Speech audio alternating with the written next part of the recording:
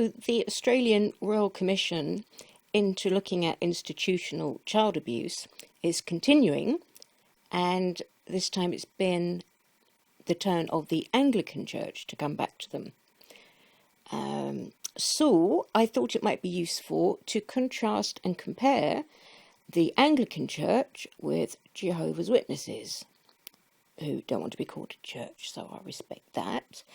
And this is the Young Turks. If anyone subscribes to their news channel, it's a non-mainstream news channel, very quite left of things. If people are or are not into that, it's always good to have the alternative view, even if you're not into it.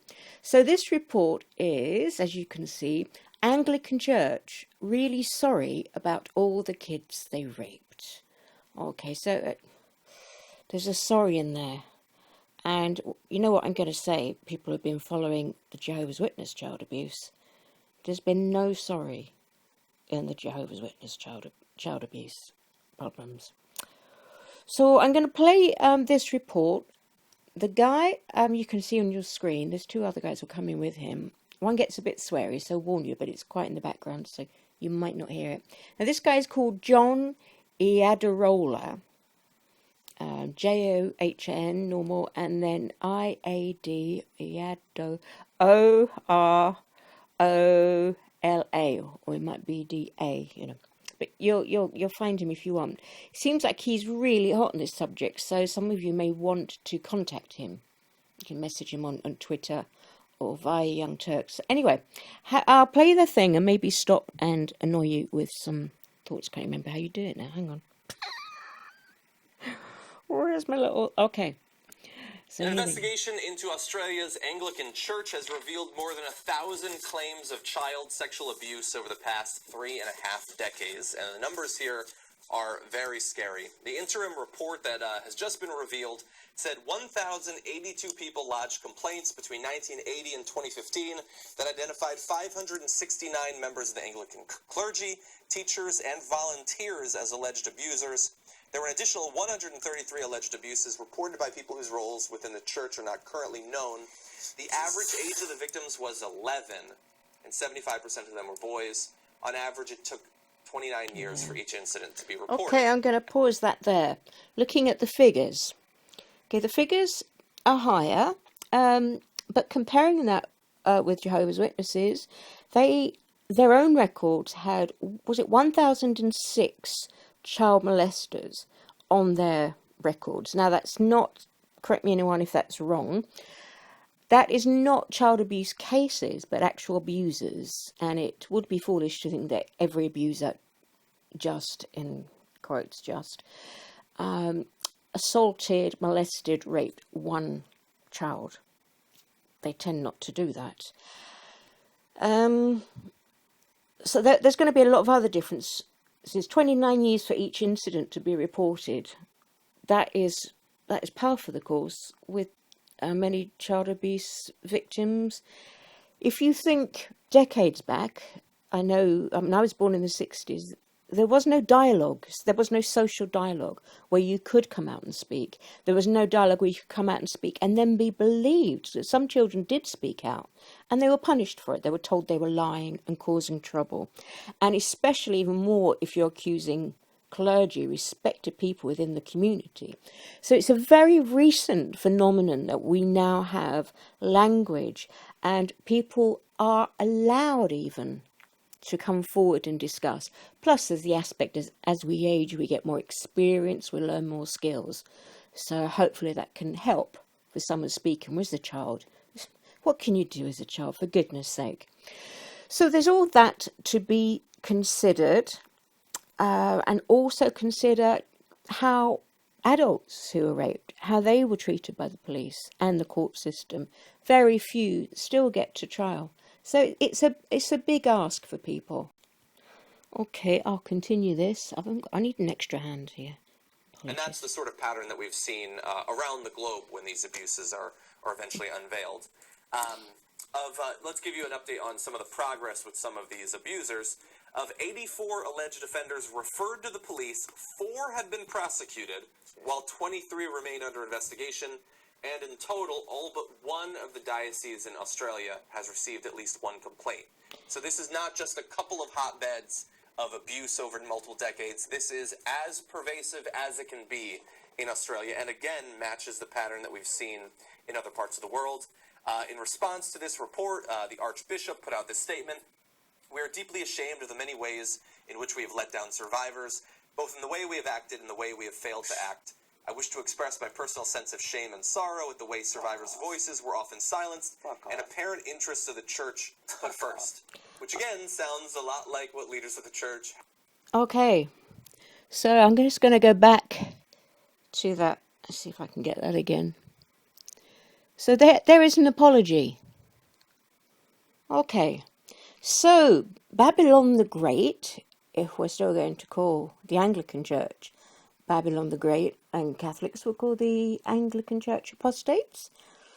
Look, we are deeply ashamed of the many ways we have let down survivors, both in the way we've acted and the way we have failed to act.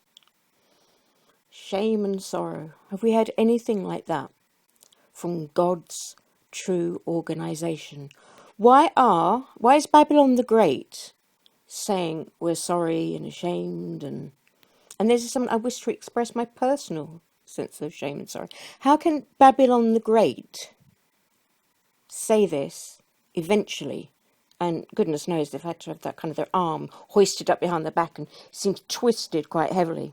But they're at the same stage of investigation with the Australian Royal Commission as Jehovah's Witnesses. This is the same stage. And look at the difference in responses. How can God's true organisation with the faithful and discreet slave be acting in a more shameful and ignorant and harmful way towards children than Babylon the Great? Someone tell me that, because I don't get it. Okay, I'm going to continue from that point again, see what else he says. Way survivors' voices were often silenced and apparent interests of the church put first. So I'm grinding Which my again teeth. sounds a lot like what leaders of the church have always said Yep. when these revelations have come out. They have fought it as long as they can, and then finally the truth is revealed, and then there's a lot of sorrow to go around. I So feel if that sick. doesn't tell you that religion is empty, then nothing else will, because all the religions act exactly the same when this shit happens. Okay, he's saying all the religions act exactly the same when this poo happens. Does anyone know of any different one? That'd be interesting. And okay, if one is going to that, because I'm aware that in the ex-JW community, people have gone into all sorts of different belief systems as well as atheism, etc. But if one is still with a loving God and an instrument of that God, how can this be happening?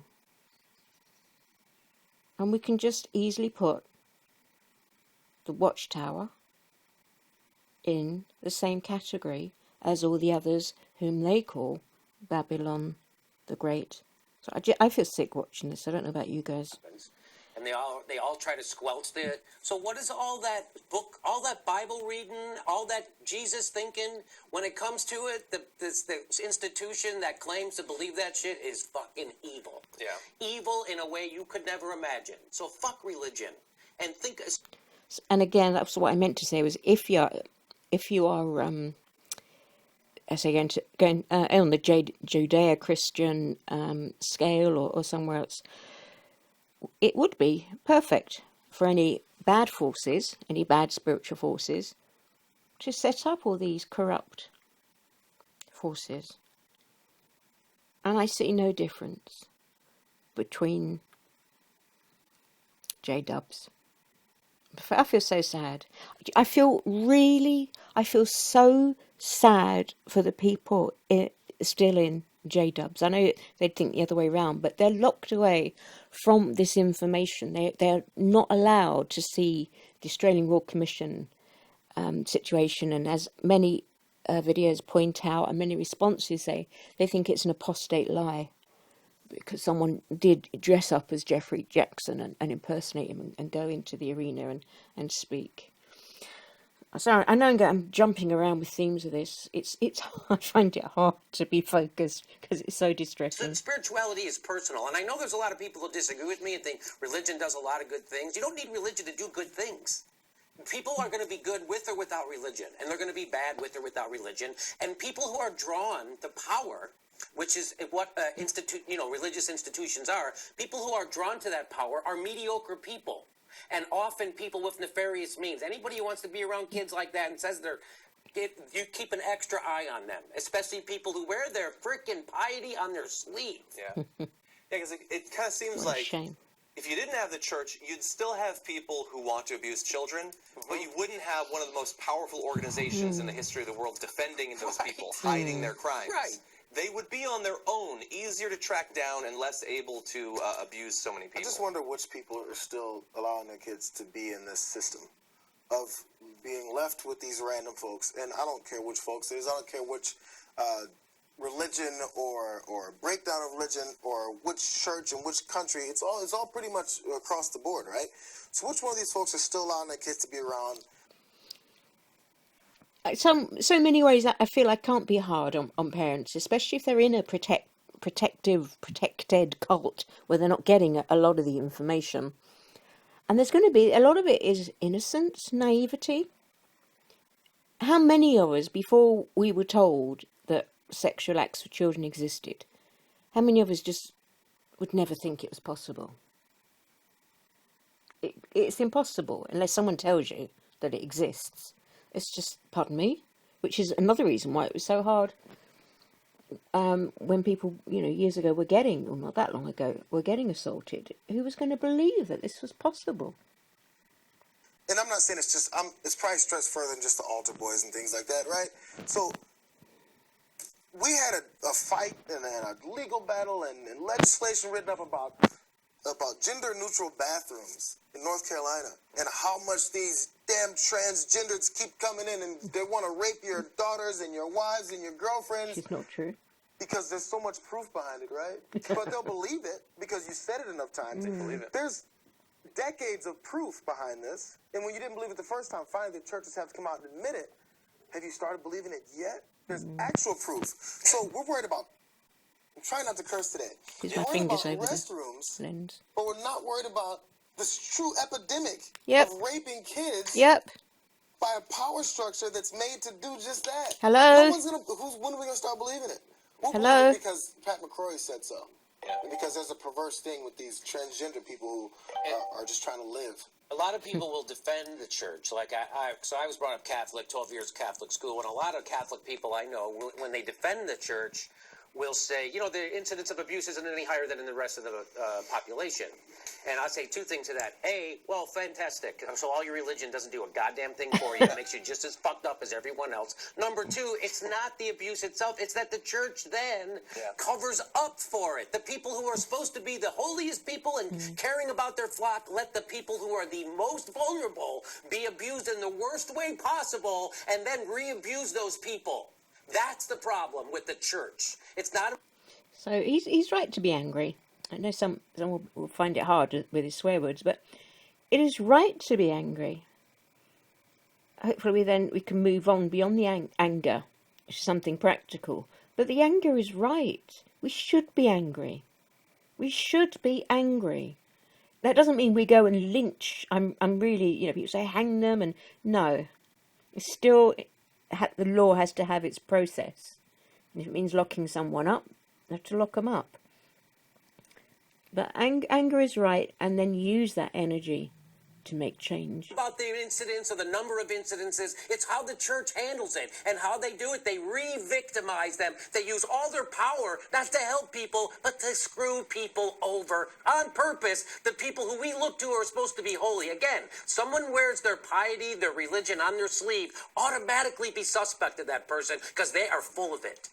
Yeah, I mean, you can't, if you're one of the higher ups and one of your priests abuses someone, you can't necessarily stop that from happening the first time. No. But the second you take that person and say, I will just move them to a different area. Yeah. So let's be straight on this. And I was brought up a Catholic, and the Catholic Church scheme, I don't know with the other churches, but the Catholic Church was, they just move them on. And then they'd abuse there, and then they'd move the priest or whatever on, Christian brothers, whatever they were, and off they'd abuse again. And what do Jehovah's Witnesses do? A little bit for caution. That has been their history. We'll see what changes. We'll just caution them. What do you call it? Reprove. Sorry, the word reprove them. Read it. Maybe take some of the privileges away. But that's not always happened. And as a previous video of mine showed an actual recording made by the BBC of the Watchtower headquarters saying, "Yeah, no, walk away from it. Walk away from it. Just leave it. Just leave it." Oh, deep breath. Sorry. Get going again. Every other act of abuse is on you at that point, and they were willing to let it just go from place to place, dozens, hundreds of these aren't. It's 569 people over 1,000 incidents. We've seen cases in the U.S. where it was dozens against an individual member, and lawsuit after lawsuit being settled. That's the problem, as Jimmy pointed out. Now, I want to give you a little bit more information about this investigation. In November, Greg Thompson, the Anglican Bishop of Newcastle, told the Royal Commission that conducted the inquiry that people of power provided protection during decades of abuse by clergy and lay people in the diocese. He also said he felt there were consequences if he did not follow what some within the diocese wanted him to do. He eventually ended up resigning from his position because he felt targeted because he was taking a more serious approach to trying to uncover and have actual consequences for the abuse. Now that's so that is so there you have someone in that church, Babylon the Great, having to resign through conscience, and how many in the ex-JW community have resigned their position or tried to reason with the elders, got disfellowshipped, or have to hand in a disassociation notice. How many? And who is trying to keep the impetus up behind the Australian Royal Commission, the things that are happening in England with the Charity Commission? I contacted them. They have been great, and they started off with one with the child abuse. Now they're looking at the shunning because they're all connected. Where does that impetus, come from? It's apostates, in quotes, speaking up, speaking out, and then getting, righteous people in law or whatever positions who can come and analyze this and get something done. Church. Additionally, last month, it was told the Australian Catholic Church paid $212 million in compensation to thousands of victims since 1980. They had an investigation and found more than 4,400 people who claimed to have been abused by Australian Catholic Church figures during that same 35. So, okay, that's an interesting figure, the Australian Catholic Church. So that's 4,400 people claim to have been abused. The figures will be more because of people who could not come forward. It's just beyond them, which is fair enough to come forward. Some will have passed away in the meantime before they reached an age that they could have come forward. If Jehovah's Witnesses have files on 1,006 paedophiles, that won't be the total number, will it? That won't be the total number. And then how many actually abuses happened with those paedophiles? And remember, the Jehovah's Witnesses, they wouldn't have that number of 1,006 paedophiles unless someone had come forward. So there would have been at some point, so it would have gone in the files. I don't know what the figures have been to compare Catholic Church members with Jehovah's Witness members. I'd imagine 35 years ago, Catholic Church had more people than it had now. We'll see. Year period. Wow. There's only 10,000 people who live in Australia. Oh. Am I wrong about that? I'm pretty sure you can. Close. It's close. And look, if you haven't watched Spotlight yet, you got to watch Spotlight. Both because it shows you what real investigative journalism can accomplish, but then also, how it can go, how they protect them, how they settle the court cases, how they shuffle the priests around, why it is that some people feel so much pressure not to reveal what's happened to them. They go into all of that in Spotlight, and so you should definitely watch it if you want to know that's more good. about the situation. And also how widespread it is, that it's not just in Australia and in Boston. At the end of Spotlight, they show where some of the largest scandals have been, and it's dozens and dozens of American and international cities. And it'll just break your heart to see the list there. My hometown, actually, Bridgeport, Connecticut, is on that list. Okay, so great report. Do contrast and compare.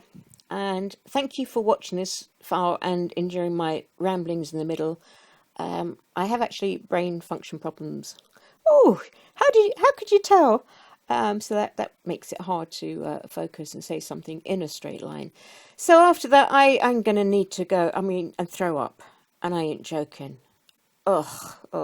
Lots of love to everyone who's been really fighting to support and help and highlight this, and to all those survivors, those who have spoken out, those who cannot speak out for many, many different reasons. That's okay too, you know. So hugs to all of those. Okay. Bye for now.